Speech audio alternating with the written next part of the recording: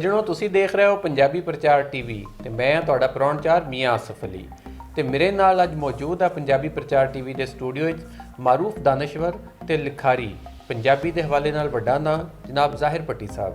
ਤੇ ਅੱਜ ਅਸੀਂ ਗੱਲ ਕਰਨ ਲੱਗੇ ਹਾਂ ਕਰਤਾਰਪੁਰ ਕੋਰੀਡੋਰ ਦੇ ਬਾਰੇ। ਕਰਤਾਰਪੁਰ ਕੋਰੀਡੋਰ ਦੇ ਬਾਰੇ ਗੱਲਾਂ ਤੇ ਬਹੁਤ ਹੋ ਚੁੱਕੀਆਂ, ਹਰ ਹਵਾਲੇ ਨਾਲ ਇਹਨੂੰ ਡਿਸਕਸ ਵੀ ਕੀਤਾ ਜਾ ਰਿਹਾ। ਇਹਦੇ ਵਿੱਚ ਮੌਜੂਦ ਥਾਵਾਂ ਤੋਂ ਲੈ ਕੇ ਇਹਨੂੰ ਬਣਾਉਣ ਤੱਕ ਹਰ ਚੀਜ਼ ਜਿਹੜੀ ਹੈ, ਇਹਦੇ ਵਿੱਚ ਆਉਣ ਤੱਕ, ਇਹਦੇ ਬਾਰੇ 'ਚ ਵੀਜ਼ਾ ਪਾਲਿਸੀਆਂ ਤੱਕ ਹਰ ਸ਼ੈ ਡਿਸਕਸ ਹੋ ਰਹੀ ਆ। ਪਰ ਜੇ ਕਿਸੇ ਪਾਸੇ ਕੋਈ ਗੱਲ ਨਹੀਂ ਡਿਸਕਸ ਹੋ ਰਹੀ ਤੇ ਉਹ ਹੈ ਇਸ ਕੋਰੀਡੋਰ ਨੂੰ ਬਣਾਉਣ ਲਈ ਜਿਹੜਾ ਇਹਦੇ ਪਿੱਛੇ ਅਸਲ ਹੀਰੋ ਆ, ਜਿਹੜਾ ਇਹਦਾ ਮੋਰੀ ਆ, ਜਿਹਨੇ ਇਹਨੂੰ ਬਣਾਇਆ ਵਾ, ਉਹਦਾ ਨਾਂ ਕਿਤੇ ਅਸੀਂ ਡਿਸਕਸ ਹੁੰਦਾ ਨਹੀਂ ਦੇਖ ਰਹੇ। ਜਿਹੜਾ ਦੇਖਣ ਤੋਂ ਬਾਅਦ ਸਾਨੂੰ ਬਹੁਤ ਅਫਸੋਸ ਵੀ ਹੋਇਆ ਇਸ ਸੁਣ ਕੇ ਕਿ ਉਹਦਾ ਨਾਂ ਕਿਤੇ ਵੀ ਨਹੀਂ ਆਉਂਦਾ। ਕਦੀ ਕੋਈ ਕ੍ਰੈਡਿਟ ਲੈਣ ਦੀ ਕੋਸ਼ਿਸ਼ ਕਰਦਾ ਤੇ ਕਦੀ ਕੋਈ। ਲੈਣਾ ਵੀ ਚਾਹੀਦਾ, ਹਕੂਮਤਾਂ ਕ੍ਰੈਡਿਟ ਲੈਂਦੀਆਂ ਵੀ ਹੁੰਦੀਆਂ ਜਦੋਂ ਕੋਈ ਕੰਮ ਕਰਦੀਆਂ, ਪਰ ਜਿਹੜਾ ਬੰਦਾ ਜਿਹੜੀ ਸ਼ੈ ਦਾ ਮੋਰੀ ਹੁੰਦਾ ਵਾ, ਜਿਹੜਾ ਬੰਦਾ ਕਿਸੇ ਸ਼ੈ ਦੇ ਪਿੱਛੇ ਖੜਾ ਹੁੰਦਾ ਹਰ ਹਵਾਲੇ ਨਾਲ, ਉਹਦਾ ਨਾਂ ਨਾ ਆਵੇ, ਇਹ ਇੱਕ ਨਾਮੁਨਾਸਿਬ ਗੱਲ ਆ। ਤੇ ਅੱਜ ਅਸੀਂ ਤੁਹਾਨੂੰ ਦੱਸਣ ਲੱਗੇ ਹਾਂ ਕਰਤਾਰਪੁਰ ਕੋਰੀਡੋਰ ਦੇ ਅਸਲ ਹੀਰੋ ਦੇ ਬਾਰੇ 'ਚ। ਤੁਸੀਂ ਇਹ ਤੇ ਜਾਣਦੇ ਹੀ ਹੋ ਕਿ ਕਰਤਾਰਪੁਰ ਕੋਰੀਡੋਰ ਦੀ ਗੱਲ ਪਿਛਲੇ ਸਾਲ 18 ਅਗਸਤ ਨੂੰ ਵਜ਼ੀਰ ਆਜ਼ਮ ਪਾਕਿਸਤਾਨ ਇਮਰਾਨ ਖਾਨ ਦੀ ਓਥ ਟੇਕਿੰਗ ਸੈਰੇਮਨੀ ਜਦੋਂ ਸੀ, ਉਹਦੇ ਵਿੱਚ ਡਿਸਕਸ ਹੋਈ। ਤੇ ਕਿੱਦਾਂ ਡਿਸਕਸ ਹੋਈ, ਉੱਥੋਂ ਲੈ ਕੇ ਕਰਤਾਰਪੁਰ ਕੋਰੀਡੋਰ ਦੀ ਓਪਨਿੰਗ ਹੋਣ ਤੱਕ ਇਹ ਸਾਰੀ ਗੱਲ ਤੁਹਾਡੇ ਨਾਲ ਅਸੀਂ ਡਿਸਕਸ ਕਰਾਂਗੇ। ਜ਼ਾਹਿਰ ਭੱਟੀ ਸਾਹਿਬ ਵੀ ਇਹਦੇ ਵਿੱਚ ਮੇਰਾ ਸਾਥ ਦੇਣਗੇ। ਤੇ ਪਹਿਲੀ ਗੱਲ ਤੁਹਾਨੂੰ ਅੱਜ ਮੈਂ ਦੱਸਾਂ ਕਿ ਇਹਦਾ ਜਿਹੜਾ ਅਸਲ ਹੀਰੋ ਹੈ ਉਹ ਹੈ ਜਨਰਲ ਕਮਰ ਜਵੇਦ ਬਾਜਵਾ, ਪਾਕਿਸਤਾਨ ਦੇ ਆਰਮੀ ਚੀਫ। ਜਦੋਂ ਵਜ਼ੀਰ ਆਜ਼ਮ ਪਾਕਿਸਤਾਨ ਇਮਰਾਨ ਖਾਨ ਦੀ ਓਥ ਟੇਕਿੰਗ ਸੈਰੇਮਨੀ ਦੇ ਵਿੱਚ Navjot Singh Sidhu army chief Pakistan general Qamar Javed Bajwa ਨੂੰ ਮਿਲੇ, ਉਹਨਾਂ ਦੇ ਨਾਲ ਗੱਲਬਾਤ ਕੀਤੀ ਤੇ ਜਨਰਲ ਕਮਰ ਜਵੇਦ ਬਾਜਵਾ ਨੇ ਜਦੋਂ ਉਹਨਾਂ ਨੂੰ ਕਿਹਾ ਕਿ ਅਸੀਂ 550ਵੇਂ ਜਨਮ ਦਿਨ ਦੇ ਮੌਕੇ ਤੇ ਕਰਤਾਰਪੁਰ ਕੋਰੀਡੋਰ ਆ ਜਿਹੜਾ ਖੋਲ੍ਹ ਦਿਆਂਗੇ, ਔਰ ਨਾ ਸਿਰਫ ਉਹਨਾਂ ਨੇ ਜਿਹੜੀ ਗੱਲ ਕੀਤੀ ਉਹ ਪੂਰੀ ਹੋਈ, ਬਲਕਿ 1 ਸਾਲ ਦੇ ਵਿੱਚ ਸਾਰਾ ਕੁਝ ਬਣ ਕੇ ਤਿਆਰ ਹੋ ਗਿਆ। ਤੇ ਇਹ ਗੱਲਾਂ ਤੇ ਸਾਰੀਆਂ ਤੁਹਾਨੂੰ ਵੀ ਪਤਾ। ਅਸੀਂ ਹੁਣ ਗੱਲ ਕਰਦੇ ਹਾਂ ਇਸ ਹੀਰੋ ਦੇ ਬਾਰੇ 'ਚ, ਇਸ ਸ਼ਖਸੀਅਤ ਦੇ ਬਾਰੇ 'ਚ ਕਿ ਜਿਹਨੇ ਕਰਤਾਰਪੁਰ ਕੋਰੀਡੋਰ ਨੂੰ ਬਣਾਉਣ ਲਈ ਜਿਹੜਾ ਪਿੱਛੇ ਖੜਾ ਹੋਇਆ ਤੇ ਬਣਵਾ ਲਿਆ। ਉਹਨਾਂ ਦੇ ਬਾਰੇ 'ਚ ਗੱਲ ਕਰਦੇ ਹਾਂ। ਤੇ ਗੱਲ ਕਰਨ ਦੇ ਦੌਰਾਨ ਜ਼ਾਹਿਰ ਭੱਟੀ ਸਾਹਿਬ ਦੇ ਬਾਰੇ 'ਚ ਇੱਕ ਹੋਰ ਮੈਂ ਗੱਲ ਦੱਸਦਾ ਜਾਵਾਂ ਕਿ ਜ਼ਾਹਿਰ ਭੱਟੀ ਸਾਹਿਬ ਦੀ ਇਸ ਕਰਤਾਰਪੁਰ ਕੋਰੀਡੋਰ ਇਸ਼ੂ ਦੇ ਉੱਤੇ ਬੜੀ ਗਹਿਰੀ ਨਜ਼ਰ ਵੀ ਹੈ ਹਮੇਸ਼ ਤੋਂ। ਤੇ ਦੂਜੀ ਗੱਲ ਇਹ ਕਿ ਇਹਨਾਂ ਦੀ ਕੰਧ ਵੀ ਸਾਂਝੀ ਹੈ ਜਨਰਲ ਬਾਜਵੇ ਹੁਣਾਂ ਦੇ ਨਾਲ। ਇਹਨਾਂ ਦਾ ਜ਼ਰਾ ਇਹ ਥੋੜ੍ਹਾ ਜਿਹਾ ਇਹ ਦੱਸ ਦਿਓ ਪਹਿਲੇ ਕਿ ਜਿਹੜਾ ਤੁਹਾਡੀ ਕੰਧ ਸਾਂਝੀ ਵਾਲਾ ਵਾ ਇਸ਼ੂ, ਤਾਂ ਕਿ ਸਾਡੇ ਸੁਣਨ ਵਾਲਿਆਂ ਨੂੰ ਪਤਾ ਲੱਗੇ ਤੇ ਫਿਰ ਅਗਲੀ ਗੱਲ ਕਰੀਏ। ਬਹੁਤ ਸ਼ੁਕਰੀਆ ਆਸਫ ਸਾਹਿਬ। ਗੱਲ ਇਹ ਵੇ ਕਿ ਮੇਰਾ ਓਰੀਜਨਲੀ ਤਾਂ ਗੁਜਰਾਂ ਨਾਲ ਤੇ ਗੱਖੜ ਮੰਡੀ ਸਾਡੇ ਨਾਨਕੇ ਸਨ ਤੇ ਮੇਰੇ ਨਾਨਕਿਆਂ ਦੀ ਤੇ ਇਹਨਾਂ ਦੀ ਕੰਧ ਜਨਰਲ ਬਾਜਵਾ ਦੀ ਸਾਂਝੀ ਸੀ। ਇਸ ਲਿਹਾਜ਼ ਨਾਲ ਮਤਲਬ ਕਿ ਅਸੀਂ ਜਦੋਂ ਗਰਮੀਆਂ ਦੀ ਛੁੱਟੀਆਂ ਜਾਂਦੇ ਹਾਂ ਤੇ ਇਹਨਾਂ ਦੀ ਕੋਠੀ ਨਾਲ ਸੀ ਤੇ ਨਾਲ ਸਾਡਾ ਵੀ ਮਲਕਦਾਰੀ ਫੈਕਟਰੀ ਮੇਰੇ ਨਾਨਕਿਆਂ ਦਾ ਘਰ। ਤੇ ਇਹਨਾਂ ਦੇ ਦਾਦੇ ਨੂੰ ਮੈਂ ਜਾਣਨਾ ਤੇ ਵਾਲਦ ਸਾਹਿਬ ਤੇ ਇਹਨਾਂ ਦੇ 67 ਦੇ ਵਿੱਚ ਉਹਨਾਂ ਨੂੰ ਹਾਰਟ ਅਟੈਕ ਹੋਇਆ। ਕਰਨਲ ਇਕਬਾਲ ਤੇ ਉਹ ਫੌਤ ਹੋ ਗਏ ਤੇ ਬਹੁਤ ਛੋਟੇ ਸਨ। ਤੇ ਫਿਰ ਇਹਨਾਂ ਨੂੰ ਆਪਣੇ ਨਾਨਕੇ ਚਲੇ ਗਏ ਜਲਾਲਪੁਰ ਜਟਨਾ। ਲੇਟਰ ਆਨ ਤਲੀਮ ਦੇ ਸਿਲਸਿਲੇ 'ਚ ਮੇਰਾ ਪਿੰਡੀ ਸ਼ਿਫਟ ਹੋ ਗਏ ਸਨ। ਤੇ ਬਾਹਰ ਉਹ ਜਿਹੜੀ ਕੋਠੀ ਸੀ ਉਹਦੇ ਵਿੱਚ ਜਨਰਲ ਬਾਜਵਾ ਦੇ ਦਾਦਾ ਔਰ ਦਾਦੀ ਉਹ ਉੱਥੇ ਕਿਆਮ ਵਜ਼ੀਰ ਰਹੇ ਜਿੰਨੀ ਤਰ੍ਹਾਂ ਜ਼ਿੰਦਗੀ ਸੀ। ਤੇ ਨਾਲ ਉਹਨਾਂ ਕੋਠੀ ਸਕੂਲ ਨੂੰ ਕਿਰਾਏ 'ਤੇ ਦਿੱਤੀ ਸੀ। ਤੇ ਇਸ ਲਿਹਾਜ਼ ਨਾਲ ਮੈਂ ਇਹਨਾਂ ਨੂੰ ਫੈਮਿਲੀ ਨੂੰ ਜਾਣਨਾ। ਤੇ ਇਹਨਾਂ ਦੇ ਦਾਦਾ ਜੀ ਨੂੰ ਅੱਛੀ ਤਰ੍ਹਾਂ ਲੰਬਾ ਜਿਹਾ ਕੱਦ ਸੀ ਇਹਨਾਂ ਦਾ ਤੇ ਅਕਸਰ ਉੱਥੇ ਬਾਹਰ ਬੈਠੇ ਹੁੰਦੇ ਸਨ। ਤੇ ਉਹ ਮਤਲਬ ਕਿ ਜਦੋਂ ਮੇਰੇ ਨਾਨਾ ਜੀ ਸਦਰ ਸਨ ਜਮੀਅਤ ਉਲਮਾ ਪਾਕਿਸਤਾਨ ਦੇ, ਤੇ ਜਿਹੜੀ ਸੀ ਨਾ ਇਹ ਜਿਹੜੀ ਈਦ ਮਿਲਾਦ ਨਬੀ ਦੇ ਫੰਕਸ਼ਨ ਹੁੰਦੇ ਸਨ ਉਹਦੇ ਵੀ ਪ੍ਰੈਜ਼ੀਡੈਂਟ ਸਨ ਤੇ ਜਲੂਸ ਹੁੰਦਾ ਸੀ। ਤੇ ਇਹਨਾਂ ਦੇ ਨਾਨਾ ਦੀ ਪਾਰਟੀਸਪੇਸ਼ਨ ਇਸ ਲਿਹਾਜ਼ ਨਾਲ ਅਸੀਂ ਵੇਖੀਏ ਕਿ ਇੱਕ ਮਤਲਬ ਕਿ ਉਹਨਾਂ ਦਾ ਮਜ਼ਹਬ ਨਾਲ ਤਲਕ ਬੜਾ ਗਹਿਰਾ ਸੀ। ਕੁਝ ਪ੍ਰੋਪੇਗੈਂਡਾ ਕੀਤਾ ਜਾਂਦਾ। ਬਹਰਹਾਲ ਅਸੀਂ ਜਿਹੜਾ ਜਾਣਦੇ ਹਾਂ ਉਹ ਸੁੰਨੀ ਲੋਕੀਦਾ ਸਨ ਤੇ ਜੱਟ ਫੈਮਿਲੀ ਨਾਲ ਤਲਕ ਹੈ ਤੇ ਬੜਾ ਅੱਛਾ ਉਹਨਾਂ ਦਾ ਸਿਲਸਿਲਾ ਸੀ। ਨਾਨਾ ਜੀ ਦਾ ਵੀ ਇਹਨਾਂ ਦਾਦਾ ਜੀ ਦਾ ਵੀ ਅੱਛਾ ਨਾਂ ਸੀ। ਉਹ ਮੇਰੇ ਨਾਨਾ ਜੀ ਔਰ ਇਕੱਠੇ ਮਤਲਬ ਕਿ ਇੱਕ ਕਿਸਮ ਦਾ ਇਹਨਾਂ ਦਾ ਮਿਲਣ ਜੁਲਣ ਵੀ ਸੀ ਤੇ ਹਮ ਏਜ ਵੀ ਸਨ। ਤੇ ਇਹ ਲਿਹਾਜ਼ ਨਾਲ ਬੜਾ ਇਹਨਾਂ ਦਾ ਮਤਲਬ ਕਿਤੇ ਕੰਟਰੀਬਿਊਸ਼ਨ ਵੀ ਗੱਖੜ ਦੇ ਵਿੱਚ ਵੀ। ਤੇ ਬਾਕੀ ਵੇਖੋ ਜੀ ਇਹਨਾਂ ਦਾ ਬੜਾ ਜਨਰਲ ਬਾਜਵੇ ਦਾ ਤੁਸੀਂ ਹੁਣ ਜ਼ਿਕਰ ਕਰ ਰਹੇ ਸੋ, ਮੈਂ ਸਮਝਦਾ ਬੜਾ ਵੱਡਾ ਕੰਟਰੀਬਿਊਸ਼ਨ ਹੈ, ਤੁਹਾਨੂੰ ਫਖਰ ਹੈ ਕਿ ਇਸ ਬਾਰੇ ਜਨਰਲ ਬਾਜਵੇ ਦਾ ਬੜਾ ਇੰਪੋਰਟੈਂਟ ਰੋਲ ਹੈ। ਔਰ ਅਕਸਰ ਅਸੀਂ ਠੀਕ ਇਮਰਾਨ ਖਾਨ ਨੇ ਉਹਨਾਂ ਵੀ ਬੜਾ ਉਹਨਾਂ ਦਾ ਮਤਲਬ ਕਿ ਇੰਪਲੀਮੈਂਟ ਕੀਤਾ, ਲੇਕਿਨ ਜਨਰਲ ਬਾਜਵਾ ਨੇ ਉਹ ਮੈਂ ਸਮਝਦਾ ਉਹਨਾਂ ਅੰਦਰ ਹੈ ਸੀ ਇਹ ਗੱਲ।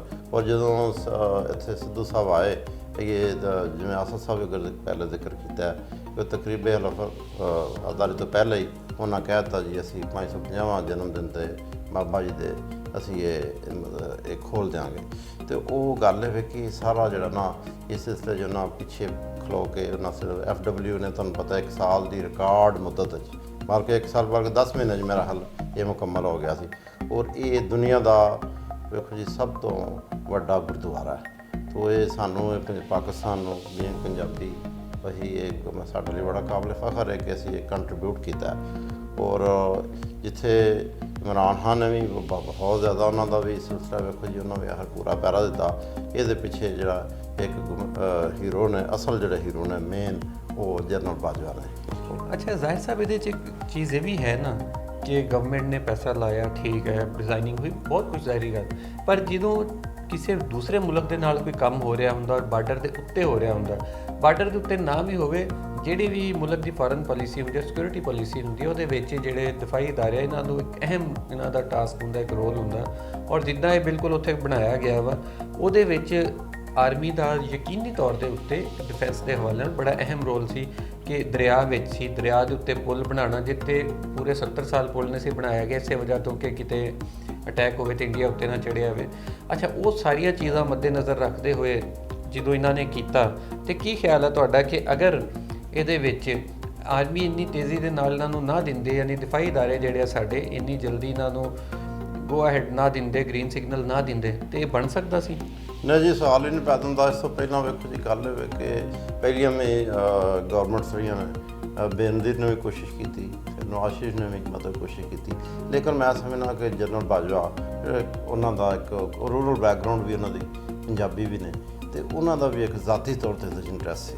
ਤੇ ਵੇਖੋ ਜੀ ਸਿੱਖਾਂ ਦੀਆਂ ਔਰ ਸਾਡੇ ਪੰਜਾਬੀ ਜਿਹੜੇ ਅਸੀਂ ਮੁਸਲਮਾਨ ਜੱਟ ਨੇ ਉਹਨਾਂ ਦੇ ਗੋਥਾਂ ਵੀ ਮਿਲਦੀਆਂ ਜੁਲਦੀਆਂ ਨੇ। ਉਧਰ ਵੀ ਬਾਜਵੇ ਨੇ, ਇੱਧਰ ਵੀ ਬਾਜਵੇ ਨੇ, ਚੀਮੇ ਉੱਧਰ ਵੀ ਨੇ, ਇੱਧਰ ਵੀ ਨੇ, ਔਜਲੇ ਵੀ ਨੇ, ਹਾਂਜੀ, ਚੱਠੇ ਵੀ ਉੱਧਰ ਵੀ ਨੇ, ਵਿਰਕ ਵੀ ਉੱਧਰ ਵੀ ਨੇ, ਇੱਧਰ ਵੀ ਨੇ।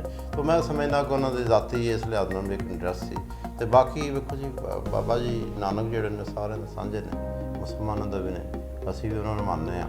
ਬਾਬਾ ਫਰੀਦ ਕੋਲ ਉਹਨਾਂ ਨੂੰ ਫੈਜ਼ ਹਾਸਲ ਕੀਤਾ, ਤੇ ਇਹ ਸਾਰਾ ਸਿਲਸਿਲਾ ਜਿਹੜਾ ਜੀ ਇਹ ਮਤਲਬ ਕਿ ਜਨਰਲ ਬਾਜਵੇ ਦਾ ਕੰਟਰੀਬਿਊਸ਼ਨ ਜਿਹੜਾ ਸਾਨੂੰ ਮੰਨਣਾ ਚਾਹੀਦਾ। ਬਾਅਦ ਲੋਕ ਤਨਕੀਦ ਕਰ ਰਹੇ ਨੇ, ਮੈਂ ਸਮਝਦਾ ਕਿ ਚੀਜ਼ਾਂ ਕੁਛ ਇੱਕ ਦੂਸਰੇ ਨੂੰ ਰਿਆਇਤਾਂ ਦੇਵਾਂਗੇ ਤੇ ਰੈਸੀਪ੍ਰੋਕਲ ਹੈ। ਅੱਜ ਅਸੀਂ ਰਿਆਇਤ ਦਿੱਤੀ, ਕੱਲ੍ਹ ਨੂੰ ਉਹ ਵੀ ਦੇਣੀ ਪਏਗੀ। ਕਸ਼ਮੀਰ ਦੇ ਸਿਲਸਿਲੇ ਦੇ ਜੀ ਵੇਖੋ ਜੀ ਗੱਲ ਕੋਈ ਨਾ ਕੋਈ ਨਰਮੀ ਪੈਦਾ ਲਾਜ਼ਮੀ ਕਰਨੀ ਪਏਗੀ ਉਹਨਾਂ ਨੂੰ। ਤੇ ਇਹ ਵੇਖੋ ਜੀ ਲੜਾਈਆਂ ਕਰਕੇ ਵੇਖਦੀਆਂ ਨੇ, ਤੁਹਾਨੂੰ ਪਤਾ ਲੜਾਈ ਕੋਈ ਕਿਸੇ ਮਸਲੇ ਦਾ ਹੱਲ ਨਹੀਂ। ਹੋਰ ਗੱਲ ਵੀ ਹੈ ਕਿ ਇੱਕ ਜਿਹੜਾ ਬੜਾ ਪ੍ਰੋਪੇਗੈਂਡਾ ਕੀਤਾ ਜਾਂਦਾ ਦੁਨੀਆ ਦੇ ਵਿੱਚ ਵੀ, ਔਰ ਖਸੂਸਨ ਇੰਡੀਆ ਵਾਲੇ ਕਰਦੇ ਆ ਕਿ ਸਾਡੇ ਜਿਹੜੇ ਫੌਜ ਆ ਜਾਂ ਸਾਡੇ ਦਫਾਈ ਅਦਾਰੇ ਆ ਉਹ ਤਲਕਾਤ ਬਿਹਤਰ ਨਹੀਂ ਹੋਣਾ ਦੇਣਾ ਚਾਹ ਰਿਹਾ।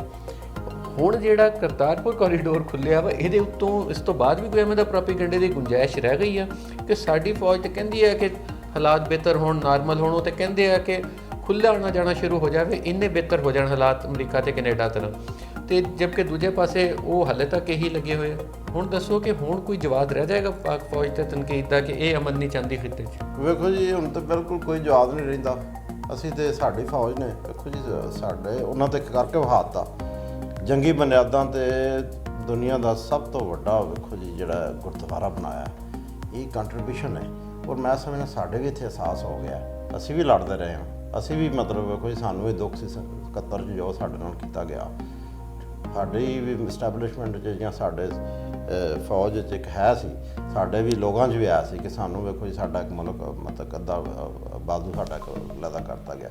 ਇਹ ਚੀਜ਼ਾਂ ਨੂੰ ਹੁਣ ਭੁੱਲਣਾ ਚਾਹੀਦਾ, ਇੰਡੀਆ ਨੂੰ ਚਾਹੀਦਾ। ਵੇਖੋ ਸਾਡੀ ਫੌਜ ਨੇ ਇਹ ਜੇ ਅਗਰ ਦਿਲ 'ਚ ਵਹਿਮ ਵਸੇ ਸ਼ੱਕ ਅਸੀਂ ਦੂਰ ਨਹੀਂ ਕਰਾਂਗੇ ਤੇ ਫਿਰ ਤਾਂ ਕਦੀ ਉਹਦਾ ਕੋਈ ਇਲਾਜ ਨਹੀਂ ਵਹਿਮ ਦਾ। ਤੇ ਗੱਲ ਇਹ ਕਿ ਇੱਕ ਅੱਛੀ ਸ਼ੁਰੂਆਤ ਹੈ। ਤੁਸੀਂ ਇਹ ਨਾ ਵੇਖੋ ਕਿ ਬਲੋ ਜੀ ਇਹਦੇ ਨੈਗੇਟਿਵ ਕੀ ਵੇਖੋ ਜੀ ਆਉਂਦਾ ਜੋ ਦਹਿਸ਼ਤਗਰਦੀ ਸਿਲਸਿਲਾ ਕੋਈ ਦਹਿਸ਼ਤਗਰਦੀ ਕਰਨੀ ਹੋਏ ਤਾਂ ਇੱਥੋਂ ਹੀ ਕਰਨੀ ਹੈ, ਇਹ ਕਰਤਾਰਪੁਰ ਤੋਂ ਹੀ, ਉਹ ਤਾਂ ਹੋਰ ਦੂਸਰੀ ਸਾਈਡਾਂ 'ਤੇ ਹੋ ਸਕਦੀ। ਦੂਸਰਾ ਵੇਖੋ ਜੀ ਜਿਹੜੇ ਵੀ ਇੱਥੇ ਆਉਣਗੇ ਸਿੱਖ ਜੇ ਭਰਾ ਸਾਡਾ ਜਿਹੜੇ ਜਾਂ ਹਿੰਦੂ ਜਾਂ ਜਿਹੜੇ ਵੀ ਆਉਣਗੇ ਉਹਨਾਂ ਦਾ ਪੂਰਾ ਇੱਕ ਵੇਖੋ ਜੀ ਸਾਰਾ ਉਹਨਾਂ ਦੀ ਪਹਿਲਾਂ ਇਨਰੋਲਮੈਂਟ ਹੋਏਗੀ, ਉਹਨਾਂ ਤਹਿਕੀਕ ਕਰਕੇ ਉਹਨਾਂ ਭੇਜਣਾ, ਕੋਈ ਦੂਸਰੇ ਦਿਨ ਭੇਜਣਾ। ਅਤੇ ਇਹ ਡਾਊਟ ਕਰਨਾ ਬਾਕੀ ਠੀਕ ਹੈ, ਹਿੰਦੁਸਤਾਨ ਤਗੜਾ ਹੈ, ਤਗੜੇ ਗੱਲਾਂ ਵੀ ਜ਼ਿਆਦਾ ਕਰਦੇ ਨੇ। ਅਸੀਂ ਕੰਪੈਰੇਟਿਵਲੀ ਜੋ ਠੀਕ ਹੈ ਛੋਟਾ ਸਾਈਜ਼ ਅਸੀਂ ਛੋਟਾ ਮੁਲਕ ਅਸੀਂ, ਅਤੇ ਹਿੰਦੁਸਤਾਨ ਦਾ ਬਣਦਾ ਜ਼ਿਆਦਾ ਉਹ ਮਤਲਬ ਪੋਜ਼ੀਟਿਵ ਰਹੇ। ਅਤੇ ਜਿੰਨਾ ਨੈਗੇਟਿਵ ਰਹੇ ਛੋਟੇ ਨੂੰ ਤਾਂ ਬਾਣਾ ਨਹੀਂ ਚਾਹੀਦਾ। ਵੇਖੋ ਜੀ ਕਸ਼ਮੀਰ ਦਾ ਇਸ਼ੂ ਹੈ, ਅੱਜ ਮੈਂ ਗੱਲ ਤੇ ਇਸ ਮੌਕੇ 'ਤੇ ਮੈਂ ਮਤਲਬ ਵੇਖੋ ਜ਼ਰੂਰ ਕਰਾਂਗਾ ਕਿ ਅੱਜ 80-82 ਦਿਨ ਹੋ ਗਏ ਨੇ, ਅਤੇ ਉਹਨਾਂ ਨੂੰ ਕੋਈ ਨਾ ਕੋਈ ਮਤਲਬ ਕਿ ਚਾਹੀਦਾ ਕਿ ਹਿੰਦੁਸਤਾਨ ਨੂੰ ਵੱਡਾ ਦਿਲ ਕਰਕੇ ਉੱਥੇ ਵੇਖੋ ਕਰਫਿਊ ਲੱਗਾ ਹੈ। ਲੋਕ ਜਿਹੜੇ ਦਵਾਈਆਂ ਹੱਥੋਂ ਮਾਰ ਰਹੇ ਨੇ, ਖੁਰਾਕ ਕੋ ਨੇ, ਤੇ ਵੇਖੋ ਉਹਨਾਂ ਦਾ ਕੀ ਕਸੂਰ ਹੈ। ਬੀਇੰਗ ਹਿਊਮਨ, ਇਹ ਮੁਸਲਮਾਨਾਂ ਨੂੰ ਕਹਿੰਦੇ ਇੱਕ ਹਿਊਮੈਨਿਟੀ ਸਭ ਤੋਂ ਵੱਡਾ ਰਿਲੀਜਨ ਹੈ।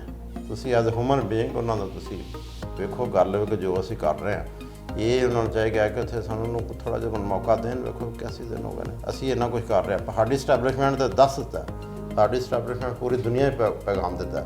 ਸਾਡੇ ਮਤਲਬ ਕਿ ਗੌਰਮੈਂਟ ਨੇ ਪੈਗਾਮ ਦਿੱਤਾ, ਇਮਰਾਨ ਖਾਨ ਨੇ ਪੈਗਾਮ ਦਿੱਤਾ ਕਿ ਵੇਖੋ ਜੀ ਉਹੋ ਹੀ ਇੱਕ ਕਦਮ ਵਧਣ ਵਾਲੀ ਗੱਲ ਹੈ। ਇਹਦੇ ਆਪਣੇ ਆਪ ਹੀ 2 ਕਦਮ ਵਧਾ ਲਏ ਨੇ, ਹੈ ਜੀ, ਉਹਨਾਂ ਭਾਵੇਂ ਵਧਾ ਰਹੇ। ਅਤੇ ਔਰ ਇਹ ਵੇ ਕਿ ਅਸੀਂ ਉਮੀਦ ਕਰਨੇ ਹਾਂ ਕਿ ਇਹ ਜਿਹੜੇ ਵਸਵਸੇ ਜਿਹੜੇ ਨੇ ਦਿਲ 'ਚ ਪਾਏ ਨੇ ਹਿੰਦੁਸਤਾਨ ਨੇ, ਇਹ ਮਤਲਬ ਉੱਧਰ ਸਾਈਡ 'ਤੇ ਖਤਮ ਹੋਣੇ ਚਾਹੀਦੇ ਨੇ। ਔਰ ਮੈਂ ਸਮਝਦਾ ਅਕਸਰੀਅਤ ਲੋਕ ਸਭ ਲੋਕ ਅਮਨ ਹੀ ਚਾਹੁੰਦੇ ਨੇ, ਇੱਧਰ ਵੀ ਤੇ ਉੱਧਰ ਵੀ। ਬਿਲਕੁਲ ਜੀ, ਤੇ ਉੱਥੇ ਵੀ ਚਾਹੁੰਦੇ ਨੇ ਅਮਨ, ਲੇਕਿਨ ਕੁਝ ਲੋਕ ਐਲੀਮੈਂਟਸ ਨੇ ਉਛਾਏ ਨੇ ਜਿਹੜੇ ਹਿੰਦੂਵਾਤਾ ਸ਼ਾਇਦ ਲਫ਼ਜ਼ ਯੂਜ਼ ਕਰਨਾ ਚਾਹੀਦਾ ਕਿ ਨਹੀਂ, ਜਿਹੜੇ ਐਕਸਟ੍ਰੀਮਿਸਟ ਨੇ ਉਹਨੂੰ ਕਹਿ ਸਕਦੇ ਹੋ, ਹੈ ਜੀ। ਉੱਧਰ ਵੀ ਤੇ ਸਾਡੇ ਵੀ ਉੱਧਰ ਹੈ ਨੇ ਤੇ ਬਾਹਰ ਇਹ ਤੇ ਦੋਵਾਂ ਪਾਸੇ ਹੀ ਹੈਗੇ ਆ, ਥੋੜ੍ਹੇ ਬਹੁਤੇ ਉੱਧਰ ਭਾਵੇਂ ਜ਼ਿਆਦਾ ਹੁਣ। ਚਲ ਇਹ ਤੇ ਗੱਲ ਹੋ ਗਈ। ਬਹਰਹਾਲ ਗੱਲ ਇਹੀ ਹੈ ਮੁੱਕਦੀ ਕਿ ਯਕੀਨਨ ਜਨਰਲ ਕਮਰ ਜਵੇਦ ਬਾਜਵਾ ਨੇ ਇਹ ਬਹੁਤ ਵੱਡਾ ਇਨੀਸ਼ੀਏਟਿਵ ਲਿਆ ਔਰ ਇਹਨੂੰ ਜਿਹੜਾ ਤੋੜ ਪਹੁੰਚਾਇਆ ਗਿਆ। ਸਾਰੀ ਗੱਲ ਹਕੂਮਤ ਸਾਰੀ ਵੀ ਉਹਨਾਂ ਦੇ ਨਾਲ ਸੀ, ਪਰ ਉਹਨਾਂ ਦਾ ਇੱਕ ਵੱਡਾ ਰੋਲ ਸੀ ਇਹਦੇ 'ਚ, ਇਹ ਪੂਰਾ ਹੋਇਆ। ਦੁਨੀਆ ਨੂੰ ਵੀ ਇਹ ਮੈਸੇਜ ਚਲਾ ਗਿਆ ਕਿ ਪਾਕਿਸਤਾਨੀ ਫੌਜ ਜਿਹੜੀ ਆ ਖਿੱਤੇ 'ਚ ਅਮਨ ਚਾਹੁੰਦੀ ਆ, ਅਤੇ ਅਮਨ ਜਿਹੜਾ ਨਹੀਂ ਚਾਹੁੰਦਾ ਉਹ ਸਭ ਨੂੰ ਪਤਾ ਲੱਗ ਗਿਆ, ਜਿਹੜਾ ਮੁਖਾਲਫਤ ਕਰੇਗਾ ਉਹੀ ਅਮਨ ਨਹੀਂ ਚਾਹੁੰਦਾ ਹੋਏਗਾ। ਅਤੇ ਪਾਕਿਸਤਾਨੀਆਂ ਨੇ ਇੱਕ ਦੇ ਬਜਾਏ 100 ਕਦਮ ਚੁੱਕ ਲਿਆ। ਹੁਣ 100 ਦੇ ਨਾ ਹੀ ਚੱਕਣ ਤੋਂ 50 ਕਦਮ ਇੰਡੀਆ ਵਾਲਿਆਂ ਨੂੰ ਵੀ ਚੁੱਕਣੇ ਚਾਹੀਦੇ ਆ। ਬਹਰਹਾਲ ਵੈਲਡਨ ਜਨਰਲ ਬਾਜਵਾ, ਬਹੁਤ ਅੱਛਾ ਕੰਮ ਕੀਤਾ ਔਰ ਤਾਰੀਖ ਯਕੀਨਨ ਜਨਰਲ ਕਮਰ ਜਵੇਦ ਬਾਜਵਾ ਨੂੰ ਇਸ ਹਵਾਲੇ ਨਾਲ ਯਾਦ ਰੱਖੇਗੀ।